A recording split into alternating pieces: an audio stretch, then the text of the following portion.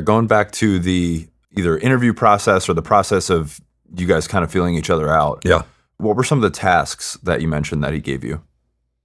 Okay. The one that I was most uncomfortable with was to he gave me the address of a home and told me who lived there, private home, and it told me that that family had a relative in the West, and I was supposed to just find out something about this person, the relative from the West, who may come to visit one day and may be target for recruitment. And I hated that. I was, as gregarious as I was shy with regard to talking to strangers, and also coming up with a lie and a story. But I took a deep breath. I came up with a story that worked pretty well.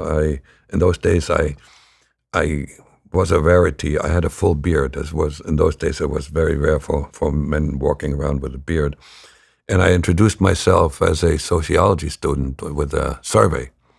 So when I had a bunch of survey questions, and then I gradually asked questions that allowed the person, the lady that I talked to, volunteer some information about their relatives. That was pretty clever. I mean, it takes some skills. So I I did well. And then another one was he pointed out a building, an office building, and he told me to find out what the people that are in there, what they're doing. And I came up with another. I was just quite inventive, and I still am. Creative in a sense. I didn't know this. Okay, I wasn't self-aware. So there was a bus stop right next to it. Was a little enclosure with a roof, and I left my briefcase there on a bench in the hope that somebody would pick it up. And the next day, I rang the bell and I opened the door. And I asked them, did you by any chance find a briefcase? And yes, they did. And I managed to make some small talk and befriend this fellow and found out what they were doing. I forgot what it was. It was something innocent. That was a big success. I also had to write profiles of fellow students, and that was not to snitch on them. They wanted to know how well I do with describing people, because that was a task that I actually had when I came to the United States, spot quote-unquote talent and describe who they are and what their strengths and weaknesses are and so forth. Talent for possible recruitment. Yes. And the one thing that wasn't a task, but that must have impressed Herman a lot, and I told you this in private already, that in my junior year, after the end of the junior year, my friend and I went hitchhiking from East Germany all the way to the Black Sea, which was an adventure that very few people would engage, because you went into the unknown. You went through several countries where you didn't speak the language. You had a limited visa, so you had to get out of the country after like 3 or 4 days, and limited amount of money. We slept outside several times. It was an adventure. We made it. And when I told him that, he knew that I was not afraid of the unknown. And it's true, that I signed up, and, my very first trip into the West wasn't that complicated. It was a couple of stops and going to Montreal, Canada for practice. But that was slightly unknown.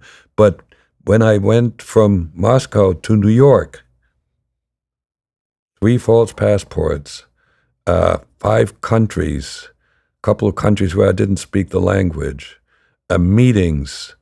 I mean, it was a trip that you should be afraid of. And I wasn't, and I made it. So when when he put this all together, I was the perfect candidate. And quite frankly, I found out much later the kinds of character traits they were looking for when recruiting for this kind of a job. And this came out in interviews that were given by two retired heads of the Directorate S illegals, and they mentioned some of those traits. I remember, like, at the moment, I remember something like quick decision makers, very bright, language abilities, fearless, likable, and never having a problem with fluid situation change. And so I fit that profile to a T. And I just may want to volunteer something here. I didn't get a lot of other than tradecraft, the skills you need to have to operate as an agent.